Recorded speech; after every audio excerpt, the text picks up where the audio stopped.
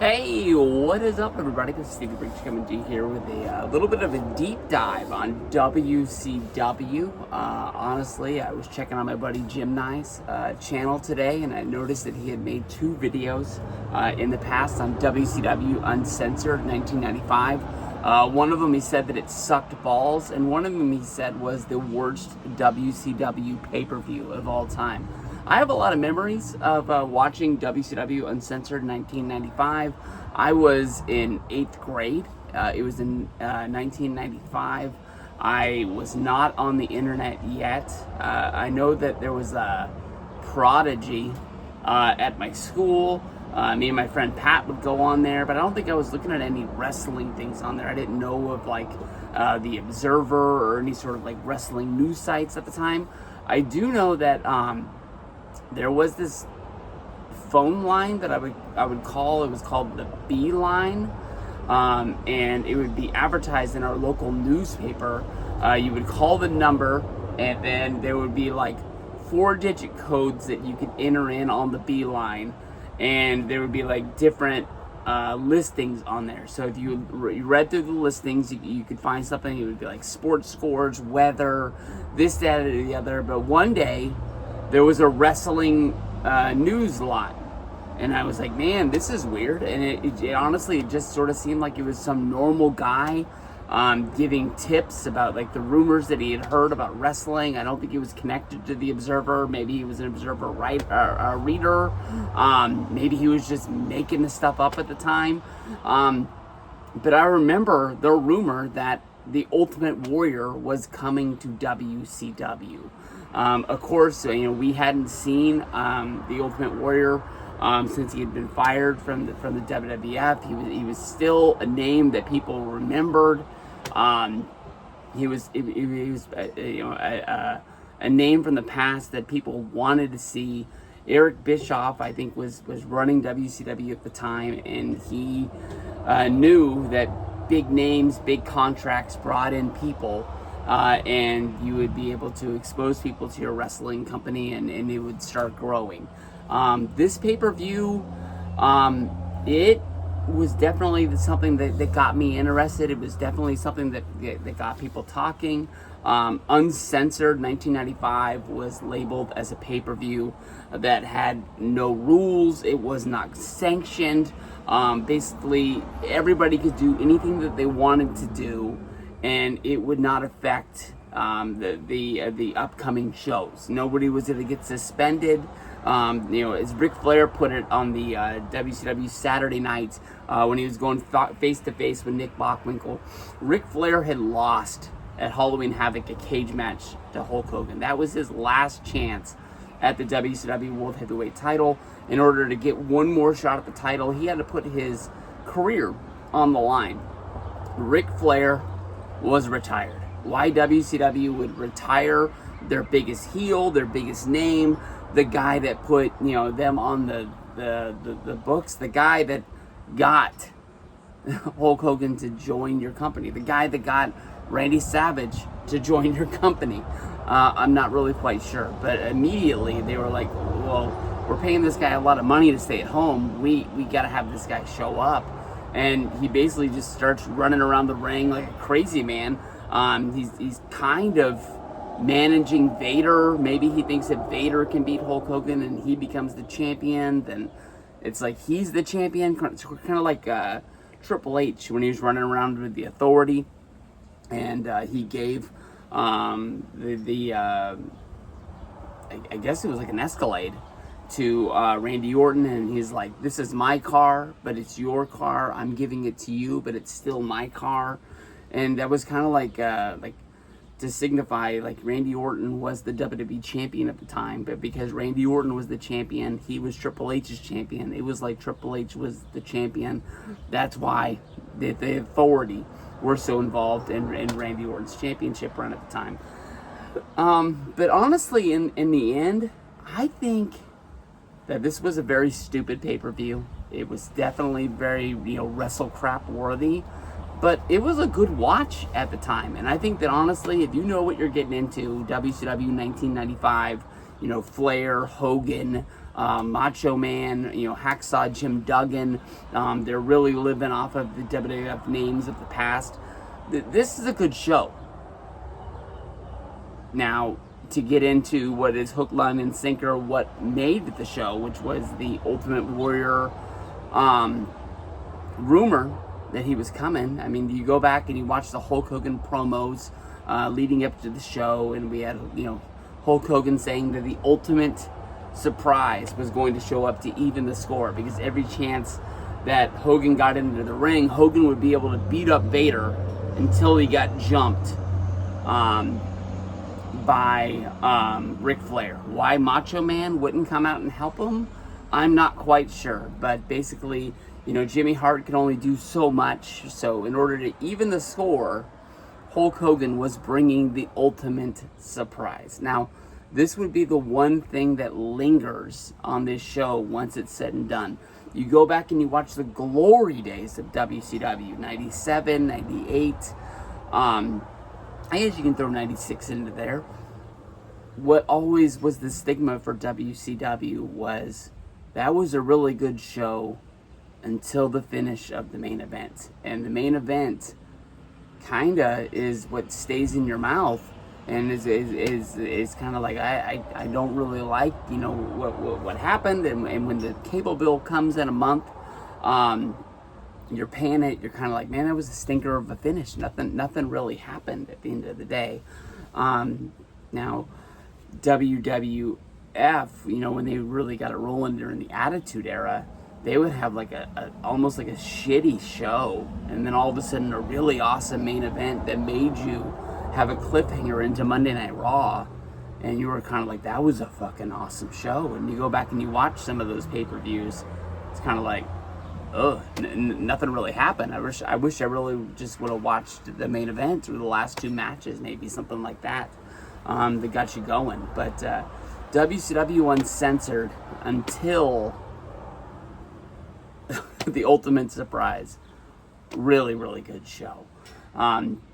Now, the pre-show match that we do not see on the WWE Network, Stone Cold Steve Austin, at the time stunning Steve Austin. I have to use my computer here, and it is on the ledge, and if I hit it too hard, it's going to fall to a death, which might be something to watch.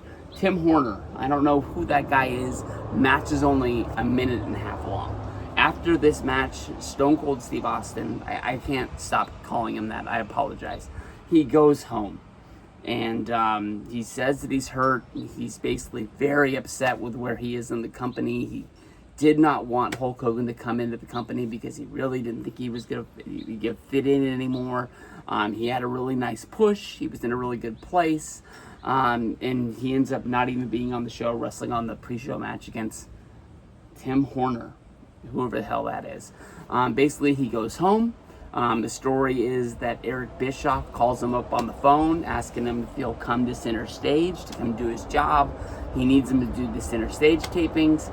And he's talking to his wife, and his wife's like saying, hey, Eric's on the phone, wants to talk to you.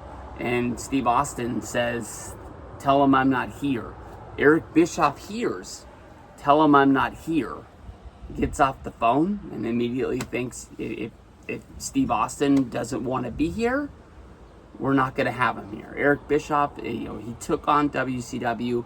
His main goal is trying to find a way to turn the company around to make a profit. He's not out there to be these wrestlers' friends, to keep these really good wrestlers around who don't want to be there. And he cuts them right there on the spot, FedEx him right to the house. You're fired. Get out of here. Stone Cold Steve Austin, he does have a neck injury at the time. He ends up sitting out for a while. He goes do some promos for ECW, and then he goes to WWF. Doesn't get the best gimmick of all time, being the ringmaster. I almost forgot it, but I picked it up. I'm getting a little old, but I'm not that old yet.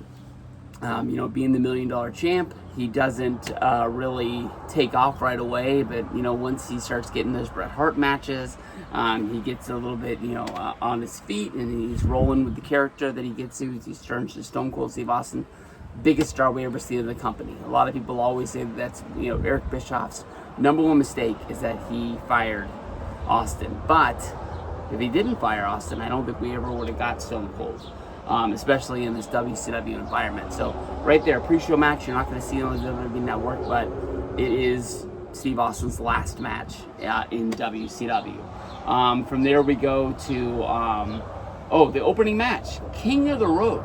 I have not seen this other than clips since the day I saw it, but we have Blacktop Bully, aka a member of Demolition, going up against Dustin Rhodes in the King of the Road match.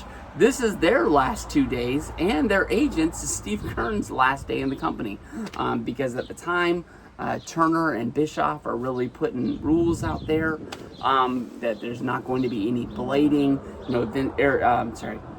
Vince McMahon had put out words basically saying that WCW was a wrestling company that was built on blood and guts, and they really wanted to get away from blood to be a more family-friendly thing. This show, it is unsanctioned. There's no rules. But as they're rolling down the road to make this better. Now, I don't think I can stress this enough. This match happens on a flatbed truck going down the road. They're sealed in by something a little bit heavier than chicken wire, but nothing really much. They're really selling the fact that they're driving down the road. They're falling over. They're led by a cop that's giving them the right of way, so they don't have to stop and go in traffic and things like that. They're in the backwoods, but at one point, as a blooper, a church van cuts them off, and they actually have to stop the road because they don't have the right of way anymore, and then they're able to start it up. But in this match, it is heavily edited. It was probably shot the day, if not the day before, and then able to be spliced on to start the show. It is a very fun way to kick off the show, but they've really never done anything like this. If you remember, I believe it was Extreme Rules in Chicago, or maybe it was the Chicago Street Fight. Luke Harper versus Dean Ambrose at a WWE show, probably roughly around 2014, I would guess off the top of my head. They start fighting, and one of them jumps into a car, and the other one jumps in, and they both drive off from the arena. Where they go, I don't know, but they just show up at the arena, and the match continues. Later on, why they didn't follow him is probably because of this WCW show. We have Meng versus Jim Duggan. This match is under martial arts rules. Meng is able to do his martial arts. Jim Duggan doesn't really, he just does a wrestling match. And Meng beats him, nothing really here. Johnny B. Bad goes up against Arn Anderson in a boxing match. Johnny B. Bad, of course, the former boxer from back in the day, living on his gimmick. He's boxing. Arn Anderson is wrestling. It kind of plays off of what UFC was doing at the time, where they're basically like, we're gonna put a karate fighter and we're gonna put a sumo wrestler inside the octagon, and we're gonna see who comes out on the end. That's kind of what UFC was built on, and that's what they were going with here. This match ends when basically Rock Finnegan puts a bucket on Arn Anderson's head, I believe in the 4th round, and he just straight knocks him out with the bucket on his head. Is the end of this one. We go to Randy Savage having a match against Avalanche. Now go back to the beginning of the show. No rules, no cops, unsanctioned, this, that, or the other. Basically, the only reason why the referee is there is to ring the bell. Randy Savage wins this match by disqualification when Ric Flair, who was told by Nick Bockwinkel, who was the commissioner of WCW at the time, that he is not allowed to be there because he is not a wrestler, he's not a manager, he's just a former champion who's running around with Vader. That's pretty much the only rules of the pay-per-view, is that Flair's not allowed to be there. Ric Flair jumps in the ring dressed in drag and attacks Macho Man. It really saves this match. Macho Man and, is it Avalanche? I thought it was the Shark. But Avalanche, aka John Tenta, they tried their best. It's basically what was going on. That there's nothing really going on there. We had Big Bubba Rogers, who defeated Sting in a singles match. We then go to a match that on paper doesn't sound like it's that good, but it is great. Nasty Boys against Harlem Heat. This is a Falls Count Anywhere match. It reminded me a lot of the old matches from Memphis, where they would, have a Falls Count Anywhere, and they would end up fighting like in the popcorn stand or the concession stands, I guess you can say. But my only downfall of this is that that's what they're going for, but they set up the concession stands barricaded off and kind of like right below the stage.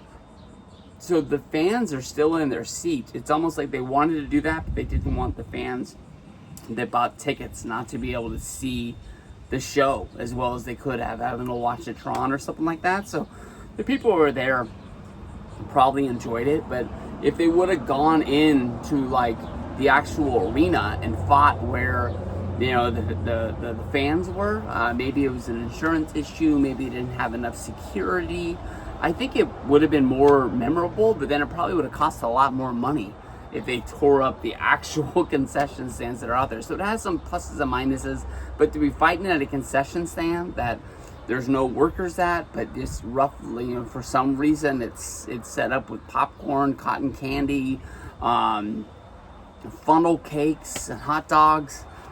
I don't know. That's a little weird. From there, we go to the main event. Hulk Hogan against Vader in a leather strap match. This match here is so wrong on so many places because of the fact that they have the leather strap match. They're inside of the ring. This match, of all matches, does not have a referee. A leather strap match, to me, honestly, should just be the two guys strapped together, a lot like a dog collar match, and just have a pinfall. That would make the match so much better. But the rules of a strap match, they've done it in WWE as well, is that you have to beat your opponent down, and then you have to walk around the ring and touch all four of the turnbuckles, and that's how you get your win. I guess the announcer is the one who says ring the bell, or maybe it's the timekeeper on the outside with the bell, that he just has to keep score of what's going on. But during the match, as Ric Flair is in the ring with Vader helping him get the win, and then at another point we have a masked man make his way down to the ring. The masked man is kind of on the outside, not really interfering, not really helping. And then at another point, we have a masked man in the same attire, but tied up with his hands above his head. His legs are tied. He's kind of just jumping out there to make sure that he's trying to show Vader and he's trying to show Vader and Ric Flair that he's Arn Anderson, and he's supposed to be the masked man according to the plan. And the guy that's out there wearing the mask is not him. It's not Arn Anderson. It's the Macho Man. So the Macho Man rips off his mask. He gets into the ring. At this point, it's 2-on-2. One of the big storylines from the match is that Jimmy Hart is not there because Jimmy Hart has been kidnapped. For some reason, I guess Jimmy Hart in the back is the guy that tells the Ultimate Surprise that it's time to come down to the ring. While it's 2-on-2.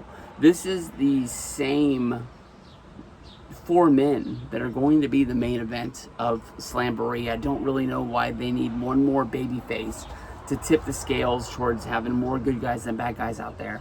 But we hear this music kick up. And it's like the Ultimate Warrior's music, but it's not. But it's enough to tell you, the Ultimate Warrior's coming. And then this guy comes running out of the back. He's got the singlet, he's got the tassels, he's got the hair, and you're like, man, it's the Ultimate Warrior.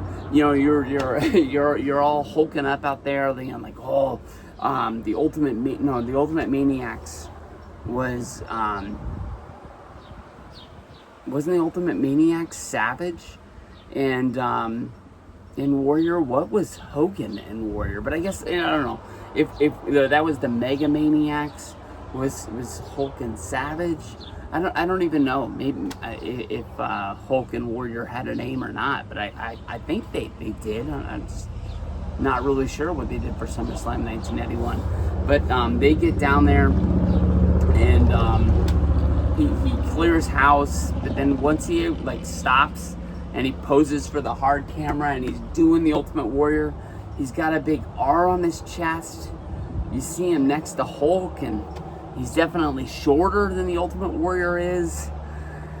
That's where we're introduced to the Renegade. And the Renegade is a lot like, NWO Sting. They just took a guy out of the back. And I know some bad things happened to the wrestler that was the Renegade. And I can't remember. He ended up taking his own life years later. His push in WCW. They tried it for a while, and they kept him around for a long time. A lot of people say the reason why he took his own life is because he didn't achieve the fame in wrestling that he did. That it just didn't work. It would have been the same thing if they, tried to dress somebody up and say they were the Macho Man and not be the Macho Man. It would have been the same thing if they would have tried to have, a fake Shawn Michaels, a showstopper, come out there or something like that. It just wasn't what they promised. Although they didn't come out and say the Ultimate Warrior is showing up. They did everything with the ultimate surprise and the wink. And, WCW told us without telling us that the Ultimate Warrior was going to be there. And he wasn't there. I'll tell you the truth, I didn't pay the cable bill. My dad didn't pay the cable bill. We had the box. And we just paid a normal subscription to cable, enough to keep it on. And then something in the box, like a chip or something like that they put in there, made everything show up. I will tell you the truth, my dad didn't tell me for years. One time I called the number on the TV because I was curious to see what would happen, and I actually ordered the show, because all that happened is you pick up the phone, you press that 1-800 number in there. I thought it was going to be like the 900 number. I don't know if I thought Hulk Hogan was going to answer and be like, "Hey, what's up?" And I'd be like, "Hey, I want to watch Uncensored 1995." I don't know if it was this show or another show, but I hung up immediately when I found out that it wasn't like Eric Bischoff on the other end, and they still charged the bill. And my dad was too embarrassed to be mad at me, because I was an idiot that called to order a pay-per-view when we had a box that played all of the pay-per-views for free. But one day he just told me, like, this is like a bonehead thing that he did, and it didn't make any sense, but you're a kid, and I kind of understand why you did it. But I was upset. There was no Nitro. Following WCW at the time on the West Coast, honestly, was kind of hard. Everybody always talks about the fact that, Saturday night, Sunday night, 6:05 TBS, they would have their shows. I remember it was WCW Saturday night, but what was the Sunday night? Was it Sunday night main event? Something like that. They had an early morning show that came on Saturday or Sunday, I can't remember, but TBS at the time, I don't know if I think they do, but they didn't then. Everything was live. It didn't matter, Braves game, wrestling, for the West Coast, they didn't play it 3 hours later. If it was on at 6:05, it was on at 3:05. So as a kid, being an idiot, it was hard to remember what time shows were on, because you had to factor in time zones. Ambulance. But, if you're running around on a Saturday, 1995, I was probably playing Power Rangers in the street, or if we had a baseball game or something like that, to be able to come straight home and watch WCW. It wasn't like at the time you turned on the TV to kind of wind down for the day. But then again, we were probably playing outside, even if we were playing baseball on our own out in the park, until dark. something like that. So it just was hard to watch WCW at the time. So I can't tell you that I didn't watch WCW after that. I definitely watched every pay-per-view. Somehow I knew that when those were on, and that was a big deal. But WCW 1995, the one thing that stays with you to say that it was a bad show was the ending with the Ultimate Surprise, the Renegade coming out there. But I think as a whole, the show really wasn't bad. And if they would have had Ric Flair wrestling instead of like managing and interfering in two different matches, it probably would have made the company a lot better. But then again, like I said, he ends up getting reinstated. He's on the next pay-per-view. They have a tag match. Renegade is on the outside, even though he's the Ultimate Surprise. It's Macho Man and Hogan going up against Flair and Vader. Renegade was probably supposed to be in that match, and then Savage was probably supposed to be like in a United States Championship match or something like that. But I think people turned on him so fast that they were like, we cannot stick this guy in a main event match. It's going to end up hurting it, even if we have these 3 Hall of Famers of WCW having this no-name renegade guy who is not the Ultimate Warrior out there is not going to help us. But that's my deep dive on WCW. This was fun.